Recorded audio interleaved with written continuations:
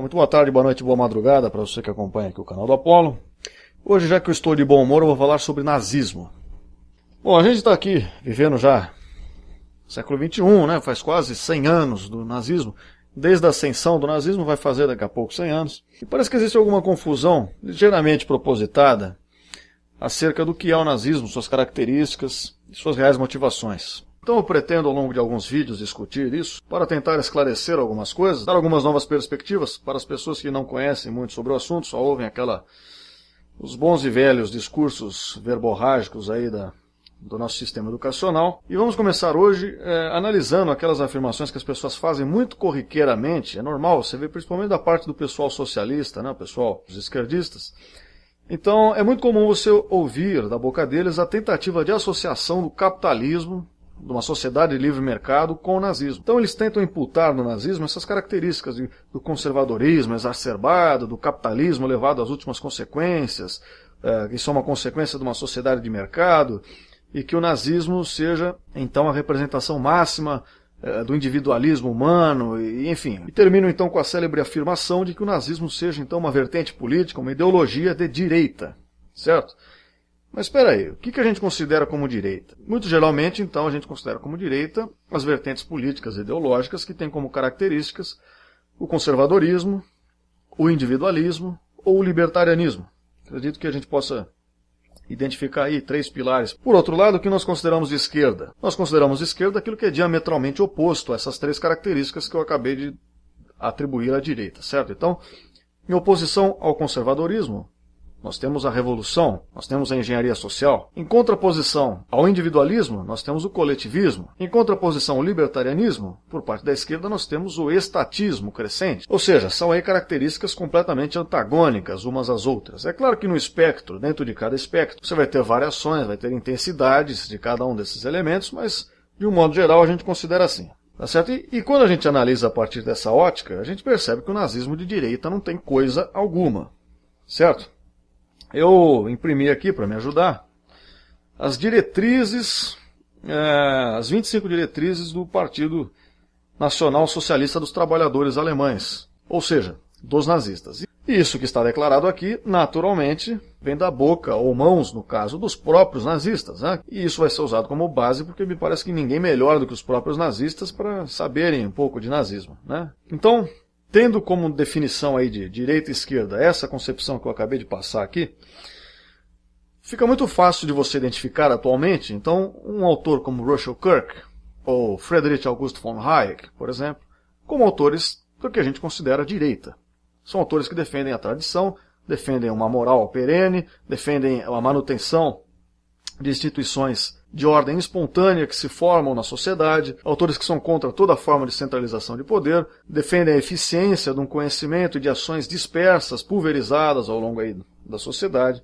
E, por outro lado, também por essa definição, fica muito claro que autores como Antônio Gramsci ou Vladimir Ulyanov, que a gente conhece como Lenin, o da Rússia, lá da União Soviética, esses, no entanto, seriam autores de esquerda, que defendem a centralização de poder, defendem a regulação do Estado para todas as diversas áreas da vida em sociedade. Então querem controlar os meios de comunicação, a saúde, a educação, tudo isso em favor de uma causa maior, no caso uma engenharia social que promoveria, supostamente, então, uma sociedade livre dessas tão terríveis amarras conservadoras e da sociedade de mercado, capitalistas, chame como quiser. Então se você conhece um pouco de Marx, de Lenin, de Antônio Gramsci, conhece um pouco da história do socialismo, e a gente comparar com as diretrizes do Partido Nacional Socialista dos Trabalhadores Alemães, você vai ver que o nazismo se assemelha muito mais ao socialismo do que a sociedade chamada liberal. Então o nazismo é essencialmente uma engenharia social, voltada à produção, à glorificação, ao enaltecimento máximo da sociedade alemã. Então, por essência, ela não pode ser conservadora, e sim revolucionária, visto que trata-se de uma reconstrução da sociedade, através da reconstrução de todos os seus pilares elementares, visando aí uma espécie de nova era, no caso para os alemães, certo? Então, de conservador isso não tem nada. Assim como, aqui já dito, o bem comum, o bem maior, é a nação. O objetivo máximo é o enaltecimento da nação, e não dos indivíduos a que ela pertence. Ou seja, não há um caráter individualista no nazismo, e sim um caráter coletivista. o bem maior sempre é o engrandecimento da Alemanha, no caso. E por fim, como eu já falei aqui também, de libertário o nazismo não tem nada. O nazismo, pelo contrário, é o enaltecimento de um Estado forte, de um Estado centralizador, que a tudo regule na sociedade. Então de libertarianismo também não tem nada. Então a gente vai ver aqui que de capitalista, de sociedade de mercado, o nazismo está carecendo, na verdade, de muita coisa. Então separei aqui, ó, eu vou deixar na descrição o link para vocês. É em inglês, mas você pode pedir para alguém traduzir aí, ou traduz na própria internet, enfim, vocês dão um jeito. Então, divulgado aqui em Munique, em 1920, as diretrizes do partido do Hitler. Vou citar alguns elementos só. No elemento número 10 aqui, ele diz: o primeiro dever de todo cidadão deve ser trabalhar mental ou fisicamente.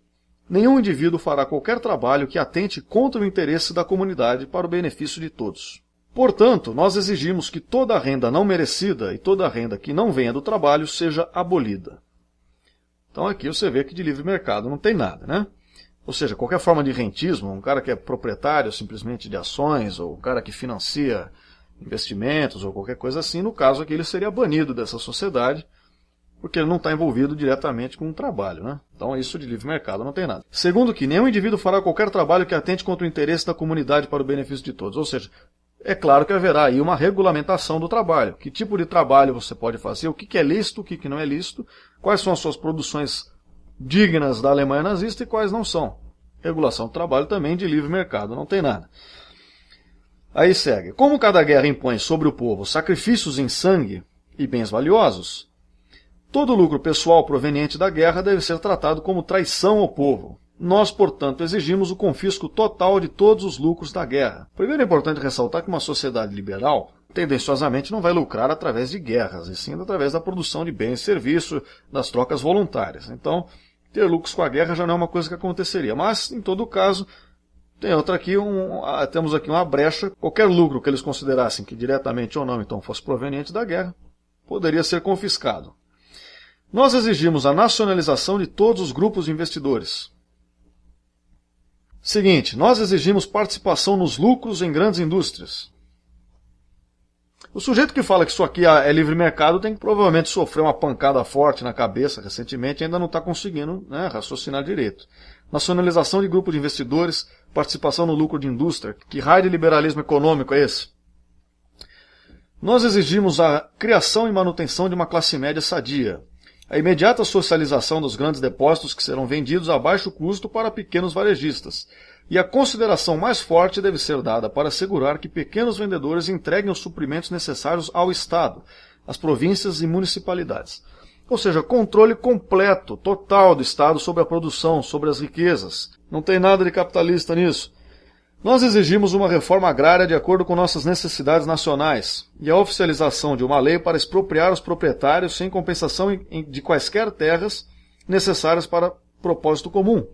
A abolição de arrendamentos de terra e a proibição de toda especulação da terra. Ou seja, expoliação, posse através da coerção das propriedades privadas. Ou seja, não é em defesa da instituição da propriedade privada o nacionalsocialismo. Então não há por que chamar essa porra de direitista. Nós exigimos que uma guerra dura seja travada contra aqueles que trabalham para o prejuízo do bem-estar comum. Traidores, usuários, aproveitadores, etc. Serão punidos com morte, independentemente de credo ou raça. Bom, isso aqui é uma tática esquerdista recorrente ao longo da história, né? Você propõe um propósito final para aquela sociedade, para as ações do Estado, e todos aqueles que você achar que são contra isso, você acusa-os de traição, de serem usurpadores do poder, de serem aproveitadores e tal, e você mata eles.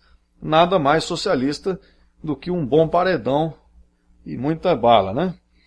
A fim de tornar possível para todos os alemães capazes e industriosos obter educação mais elevada, e assim a oportunidade de alcançar posições de liderança, o Estado deve assumir a responsabilidade de organizar completamente todo o sistema cultural do povo. Os currículos de todos os estabelecimentos educacionais serão adaptados para a vida prática. A concepção da ideia do Estado, ciência de cidadania, deve ser ensinada nas escolas desde o início. Nós exigimos que as crianças, especialmente talentosas de pais pobres, quaisquer que sejam suas classes sociais ou ocupações, sejam educadas às custas do Estado. Ou seja, controle estatal total também sobre a educação e sobre a cultura. De novo, uma forma de engenharia social, de doutrinação estatista, no caso aí das escolas alemãs. Isso também é completamente socialista. Você percebe que vocês vão identificando o socialismo real aqui, né? E depois eu vou fazer um outro vídeo falando mais o porquê disso.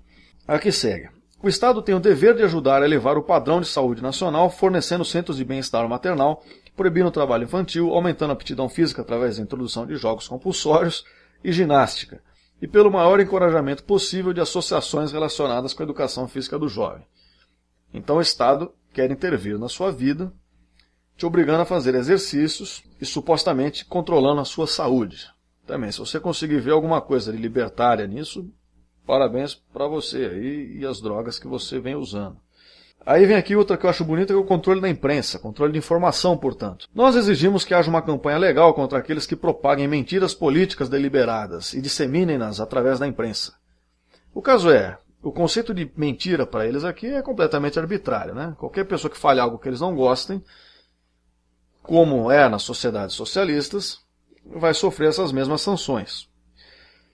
A fim de tornar possível a criação de uma imprensa alemã, nós exigimos, elemento A, todos os editores e seus assistentes, em jornais publicados na língua alemã, deverão ser cidadãos alemães. Jornais não alemães deverão somente ser publicados com a permissão expressa do Estado, e eles não deverão ser publicados na língua alemã.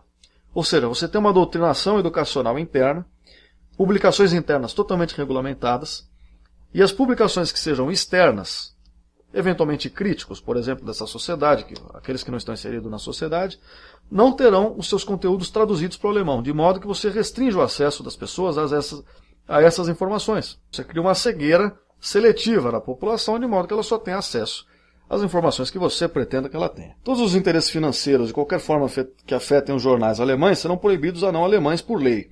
E nós exigimos que a punição por transgredir essa lei seja imediata supressão do jornal e a expulsão dos não alemães por parte do Reich. Então, se você for direitista, por exemplo, e falar alguma coisa que o nazista não goste, você é expulso daquela sociedade. Jornais que transgridam o bem-estar comum serão suprimidos. Nós exigimos ação legal contra aquelas tendências na arte e literatura que têm influência ruidosa sobre a vida do nosso povo e quaisquer organizações que atentem contra as exigências mencionadas. E por fim, a fim de executar esse programa, nós exigimos a criação de uma autoridade central forte no Estado, a autoridade incondicional pelo parlamento político central de todo o Estado e todas as suas respectivas organizações. Então, tudo para o Estado, nada além do Estado, Estado, Estado, Estado. Isso de liberal, de livre mercado, não pode ter simplesmente coisa alguma. De conservador também não, pois é uma engenharia social completa e também não tem caráter individualista. Se essas são as características consideradas de direita e de uma sociedade de mercado, então fica claro que o nazismo é extremamente socializante, extremamente estatista e contra as trocas voluntárias. É um propósito totalmente diferente, certo? Então eu acho muito estranho alguém querer, se não por pura propaganda ideológica, alguém querer condicionar o nazismo a uma ideologia, a uma vertente política direitista, associar o nazismo ao conservadorismo e ao livre mercado. Aí a pessoa fala, mas o Hitler na Segunda Guerra combateu o socialismo, combateu a União Soviética, então, portanto, ele deve ser capitalista, né? Não, na verdade, isso não quer dizer nada. Lenin matou socialistas, Stalin matou mais ainda um monte de socialistas. Aliás, ninguém matou tanto socialista quanto os próprios socialistas, então isso não quer dizer nada. A não ser que você me diga que o Lenin e o Stalin eram capitalistas também. Então, na verdade, isso é muito pouco relevante para a discussão. A diferença entre o bolchevismo, esse nosso chamado, que continuou se chamando socialismo ao longo da história, e o nacionalsocialismo e o fascismo, se dá em outro nível. A perspectiva fascista é muito mais realista que a socialista e é o molde prático do socialismo. E esse assunto continuará no futuro. Inscrevam-se no canal para receberem outros vídeos, né, de diversos assuntos. E eu diferencio os assuntos aqui que eu publico conforme a playlist, certo? Se você quer procurar uma determinada temática, você vai nas playlists aqui. Beijo enorme a todos vocês e até a próxima.